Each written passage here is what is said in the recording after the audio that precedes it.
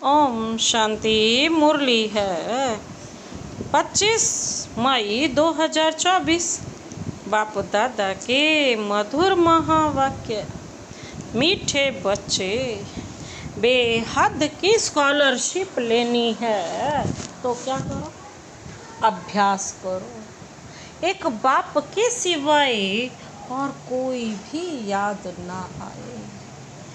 बेहद की स्कॉलरशिप लेनी है तो अभ्यास करो। एक बाप के सिवाय और कोई भी याद ना आए। आज का प्रश्न है, बाप का बनने के बाद भी यदि खुशी नहीं रहती है तो उसका कारण क्या है? बाप का बनने के बाद भी यदि खुशी नहीं रहती है तो उसका कारण क्या है? बाबा ने उत्तर दिया, पहला पॉइंट है, बुद्धि में पूरा ज्ञान नहीं रहता। दूसरा पॉइंट है, बाप को यथार्थ रीति याद नहीं करते। याद ना करने के कारण माया धोखा देती है, इसलिए खुशी नहीं रहती। तुम बच्चों की बुद्धि में नशा रहे। बाप हमें विश्व का मालिक बनाते हैं तो सदा उल्लास और खुशी रहे। बाप का जो वर्षा है, पवित्रता, सुख और शांति, इसमें फुल बनो तो खुशी रहेगी। क्या कहा बाबा ने? बाबा ने ये कहा कि बुद्धि में पूरा ज्ञान नहीं रहता है, बाप को यथार्थ रीति याद नहीं करते। याद ना रहने के कारण माया धोखा देती है, इसलिए खुशी नहीं रहती। तुम बच्चों की बुद्धि में नशा रहे। बाप हमें विश्व का मालिक बनाते हैं तो सदा उल्लास और खुशी रहे। बाप का जो वर्षा है, पवित्रता, सुख और शांति, इसमें फुल बनो तो खुशी रहेगी। ओम शांति। ओम शांति का अर्थ तो बच्चों को अच्छी रीति मालूम है। मैं आत्मा, यह मेरा शरीर, अर्थात मैं आत्मा शांत स्वरूप हूँ। यह अच्छी रीति याद करो। भगवान माना आत्माओं का बाप हमको पढ़ाते हैं। ऐसे कभी सुना है? वह तो समझते हैं श्री कृष्ण पढ़ाते हैं, परंतु उनका तो नाम रूप है ना। यह तो पढ़ाने वाला है निराकार बाप। आत्मा सुनती है और परमात्मा सुनाते। यह नई बात है ना। विनाश तो होने का ही ना है ना। एक है विनाश काले विपरीत बुद्धि और दूसरा है विनाश काले प्रीत बुद्धि। आगे तुम भी कहते थे ईश्वर सर्वव्यापी है, पत्थर भीतर में है। इन सब बातों को अच्छी रीति समझना। यह तो समझाया है आत्मा अविनाशी है, शरीर विनाशी है। बाबा कहते आत्मा कभी घटती बढ़ती नहीं। वह है इतनी छोटी आत्मा। बाबा कहते इतनी छोटी आत्मा ही 84 जन्म लेकर सारा पार्ट बजाती है। आत्मा शरीर को चलाती है। ऊंचते ऊंच बाप पढ़ाते हैं तो जरूर मर्तबा भी ऊंच मिलेगा। आत्मा ही पढ़कर मर्तबा पाती है। आत्मा कोई देखी नहीं जाती। बहुत कोशिश करते हैं कि देखें आत्मा कैसी आती है। कहाँ से निकलती है परंतु मालूम नहीं पड़ता। करके कोई देखे भी तो भी समझ नहीं सकेंगे। बाबा कहते यह तो तुम समझते हो, आत्मा ही शरीर में निवास करती है। आत्मा अलग है, जीव अलग है। आत्मा छोटी बड़ी नहीं होती, जीव छोटे से बड़ा होता है। आत्मा ही पतित और पावन बनती है। आत्मा ही बाप को बुलाती है, हे पतित आत्माओं को पावन बनाने वाले बाबा आओ। यह भी समझाया है सभी आत्माएं हैं ब्राइड्स अर्थात सीताएं, और वह है राम ब्राइड ग्रूम एक। वो लोग फिर सभी को ब्राइड ग्रूम कह देते। सब तो ब्राइड ग्रूम हो ना सके, अब ब्राइड ग्रूम सब में प्रवेश करे, यह तो हो नहीं सकता। यह बुद्धि में उल्टा ज्ञान होने के कारण ही नीचे गिरते आए हैं। क्योंकि बहुत गलानी करते, पाप करते, डिफेम करते हैं। बाप की बहुत भारी निंदा की है। बच्चे कभी बाप की गलानी करेंगे क्या? परंतु आजकल बिगड़ते हैं तो बाप को भी गाली देने लगते हैं। यह तो है बेहद का बाप। आत्मा ही बेहद के बाप की गलानी करती है। बाबा आप कच्छ मच्छ अवतार हो, श्री कृष्ण की भी गलानी की है, रानियों को भगाया, यह किया, माखन चुराया। अब माखन आदि चुराने की उनको क्या दरकार पड़ी? कितने तमो प्रधान बुद्धि बन पड़े हैं। बाप कहते हैं मैं आकर तुमको पावन बनाने की बहुत सहज युक्ति बताता हूँ। बाप ही पतित पावन सर्वशक्तिमान अथॉरिटी है। जैसे साधु संत आदि जो भी हैं उनको शास्त्रों की अथॉरिटी कहते हैं। शंकराचार्य को भी वेदों शास्त्रों आदि की अथॉरिटी कहेंगे। बाबा कहते हैं उनका कितना भवका होता है। शिवाचार्य का तो कोई भवका नहीं, इनके साथ कोई पलटन नहीं। यह तो बैठ सभी वेदों शास्त्रों का सार सुनाते। अगर शिव बाबा भवका दिखाएं तो पहले इनका अर्थात ब्रह्मा का भी भवका चाहिए, परंतु नहीं। बाप कहते हैं मैं तो तुम बच्चों का सर्वेंट हूँ।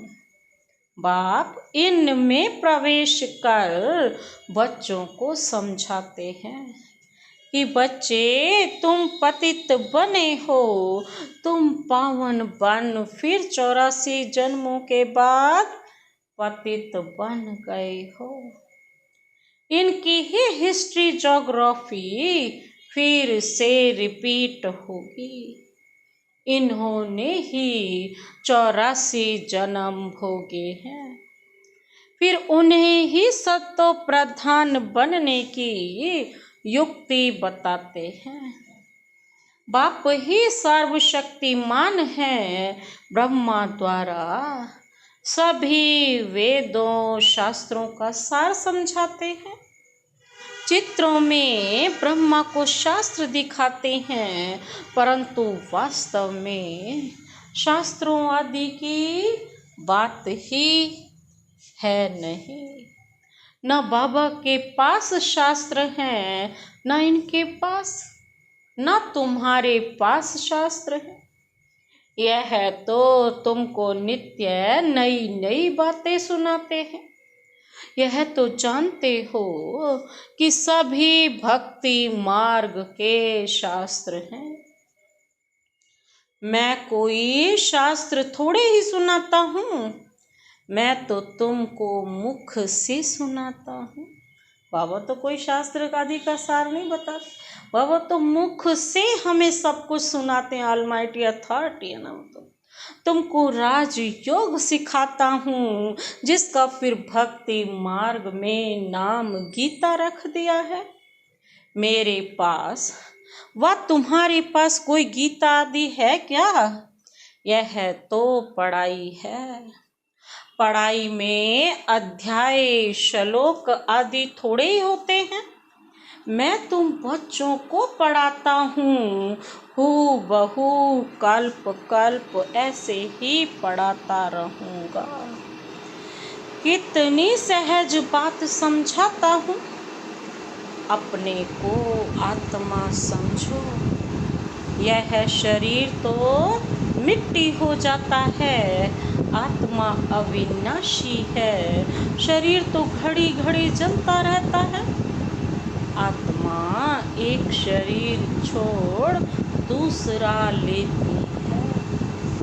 बाप कहते मैं तो एक ही बार आता हूँ। शिवरात्रि मनाते भी हैं। वास्तव में होना चाहिए शिव जयंती, परंतु जयंती कहने से माता के गर्भ से जन्म हो जाता है। इसलिए तो क्या कहते हैं, शिवरात्रि कह देते हैं। द्वापर कलयुग की रात्रि में मेरे को ढूंढते हैं, कहते हैं सर्वव्यापी है। तो तेरे में भी है ना, फिर धक्के क्यों खाते हो? एकदम जैसे देवता से आसुरी संप्रदाय के बन जाते। देवताएं कभी शराब पीते हैं क्या? बाबा पूछ रहे हैं, देवताएं कभी शराब पीते हैं क्या? वही आत्माएं फिर गिरी हैं तो शराब आदि पीने लग पड़ी हैं। बाप कहते हैं अब इस पुरानी दुनिया का विनाश भी जरूर होना है। पुरानी दुनिया में अनेक धर्म, नई दुनिया में एक धर्म। बाबा कहते हैं एक से अनेक धर्म हुए हैं ना, फिर एक जरूर होना है। मनुष्य तो कह देते कलयुग में अभी 40,000 वर्ष पड़े हैं। इसको कहा जाता है घोर अंधियारा। ज्ञान सूर्य प्रगटा, अज्ञान अंधेर विनाश। मनुष्यों में बहुत अज्ञान है। बाप ज्ञान सूर्य ज्ञान सागर आते हैं तो तुम्हारा भक्ति मार्ग का अज्ञान मिट जाता है। तुम बाप को याद करते करते पवित्र बन जाते हो। खाद निकल जाती है, यह है योग अग्नि। काम अग्नि काला बना देती है, योग अग्नि अर्थात शिव बाबा की याद गोरा बनाती है। श्री कृष्ण का भी नाम रखा है श्याम सुंदर, परंतु अर्थ थोड़े ही समझते हैं। बाप आकर अर्थ समझाते हैं। पहले पहले सतयुग में कितने सुंदर हैं, आत्मा पवित्र सुंदर है तो शरीर भी पवित्र सुंदर लेती है। वहाँ कितना धन दौलत सब कुछ नया होता है। नई धरनी फिर पुरानी होती है। अब इस पुरानी दुनिया का विनाश जरूर होना है। खूब तैयारियां हो रही हैं। भारतवासी इतना नहीं समझते हैं जितना वह समझते हैं कि हम अपने कुल का विनाश कर रहे हैं। कोई प्रेरक है? बाबा पूछते साइंस द्वारा हम अपना ही विनाश लाते हैं, यह भी समझते हैं। क्राइस्ट से 3000 वर्ष पहले पैराडाइस था। इन गॉडेस का राज्य था। भारत ही प्राचीन था। इस राजयोग से बाबा कहते लक्ष्मी नारायण ऐसे बने थे। वह राजयोग फिर बाप ही सिखला सकते हैं, सन्यासी सिखला न सके। आजकल कितनी ठगी लगी पड़ी है। बाहर में जाकर कहते हैं हम भारत का प्राचीन राजयोग सिखलाते हैं, और फिर कहते हैं अंडा खाओ, शराब आदि फल पियो, कुछ भी करो। अब वह कैसे राजयोग सिखला सकेंगे जो गलत काम करने को कहें? सतयुग में तो ऐसा कुछ होता ही नहीं, देवता लोग ऐसा कुछ करते ही नहीं। मनुष्य को देवता कैसे बनाएंगे? बाप समझाते हैं आत्मा कितनी ऊंच है, फिर पुनर्जन्म लेते लेते सतो प्रधान से तमो प्रधान बन जाती है। अब तुम फिर से स्वर्ग की स्थापना कर रहे हो। वहाँ दूसरा कोई धर्म होता ही नहीं। अब बाप कहते हैं नरक का विनाश तो जरूर होना है। यहाँ तक जो आए हैं वह फिर स्वर्ग में जरूर जाएंगे। शिव बाबा का थोड़ा भी ज्ञान सुना तो स्वर्ग में जाएंगे जरूर। फिर जितना पढ़ेंगे, बाप को याद करेंगे, उतना ऊंच पद पाएंगे।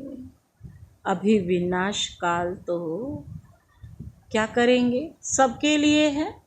विनाश काले प्रीत बुद्धि जो है ना, वह सिवाय बाप के और कोई को याद नहीं करते हैं, वही उच्च पद पाते हैं। इसको कहा जाता है बेहद की स्कॉलरशिप। इसमें तो रेस करनी चाहिए। यह है ईश्वरीय लॉटरी। एक तो याद, दूसरा दैवी गुण धारण करने हैं, और राजा रानी बनना है तो प्रजा भी बनानी है। कोई बहुत प्रजा बनाते हैं, कोई कम प्रजा बनती है। सर्विस से म्यूजियम, प्रदर्शनी आदि के ढेर प्रजा बनती है। इस समय तुम पढ़ रहे हो, फिर सूर्यवंशी चंद्रवंशी डिनाइस्टी में चले जाएंगे। यह है तुम ब्राह्मणों का कुल। आप ब्राह्मण कुल अडॉप्ट कर उन्हों को पढ़ाते हैं। बाप कहते हैं मैं एक कुल और 2 डिनाइस्टी बनाता हूँ। सूर्यवंशी महाराजा महारानी, चंद्रवंशी राजा रानी। इन्हों को कहेंगे डबल सिरताज। फिर बाद में जब विकारी राजाएं होते हैं तो उनको लाइट का ताज नहीं होता। उन डबल ताज वालों के मंदिर बनाकर उनको पूजते हैं, पवित्र के आगे माथा टेकते हैं। सतयुग में यह बातें होती नहीं। वह है ही पावन दुनिया, वहाँ पतित होते नहीं। उसको कहा जाता है सुख धाम, वॉइसलेस वर्ड। इसको कहा जाता है विशेष वर्ड। एक भी पावन नहीं। सन्यासी घर बार छोड़ भागते हैं। राजा गोपीचंद का भी मिसाल है ना। तुम जानते हो कोई भी मनुष्य एक दो को गति सदगति दे नहीं सकते। सर्व का सदगति दाता मैं ही हूँ, मैं आकर सबको पावन बनाता हूँ। एक तो पवित्र बन शांति धाम चले जाएंगे और दूसरे पवित्र बन सुख धाम में जाएंगे। यह है अपवित्र दुख धाम। सतयुग में बीमारी आदि कुछ भी होती नहीं। तुम उस सुख धाम के मालिक थे, फिर रावण राज्य में दुख धाम के मालिक बने हो। बाप कहते हैं कलप कलप तुम मेरी श्रीमत पर स्वर्ग स्थापन करते हो, नई दुनिया का राज्य लेते हो।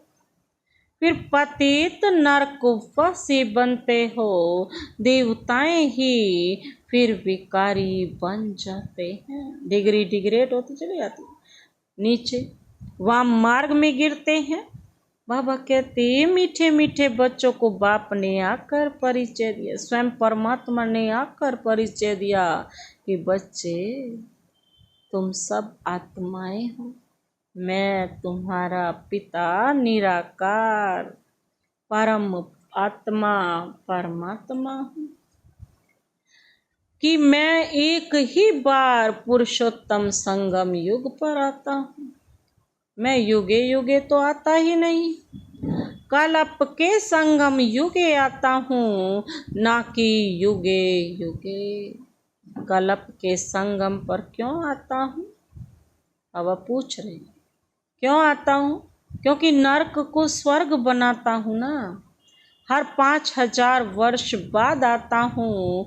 कई बच्चे लिखते हैं बाबा हमको खुशी नहीं रहती है, उल्लास नहीं रहता है। अरे बाप तुमको विश्व का मालिक बनाते हैं, ऐसे बाप को याद कर तुमको खुशी नहीं रहती है क्या? तुम पूरा याद नहीं करते हो तब खुशी नहीं ठहरती है। पति को याद करते खुशी होती है ना। जो पतित बनाते हैं और बाप जो डबल सिरताज बनाते हैं, उनको याद करके खुशी नहीं होती। बाबा कहते हैं बाप के बच्चे बने हो फिर भी कहते हो खुशी नहीं। पूरा ज्ञान बुद्धि में नहीं है, याद नहीं करते हो, इसलिए माया धोखा देती है।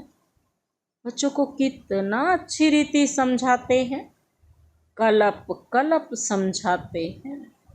आत्माएं जो पत्थर बुद्धि बन पड़ी हैं, उनको पारस बुद्धि बनाता हूँ।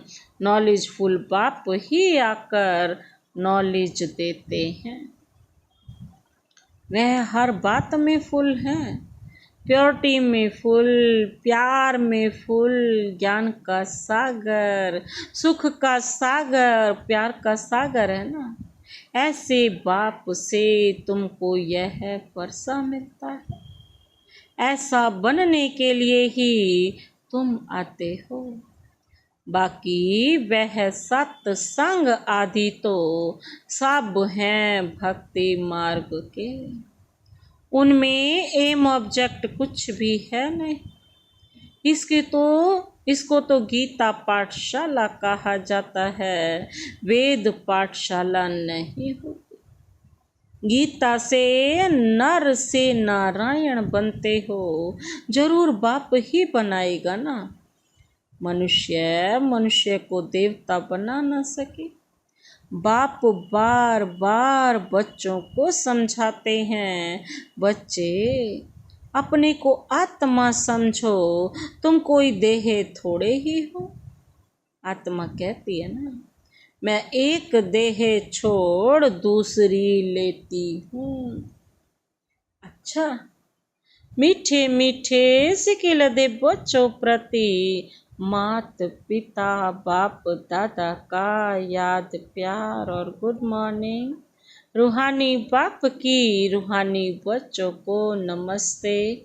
हम रूहानी बच्चों की रूहानी बाप दादा को नमस्ते नमस्ते नमस्ते।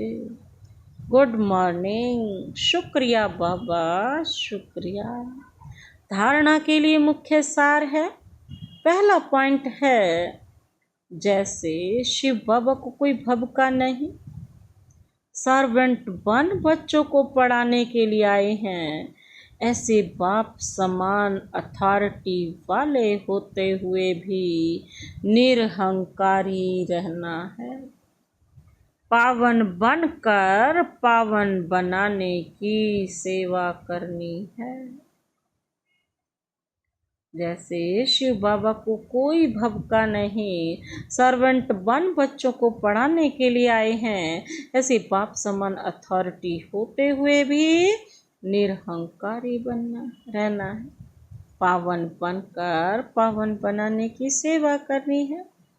दूसरा पॉइंट है, विनाश काल के समय ईश्वरीय लॉटरी लेने के लिए प्रीत बुद्धि बन याद में रहने व दैवी गुणों को धारण करने की रेस करनी।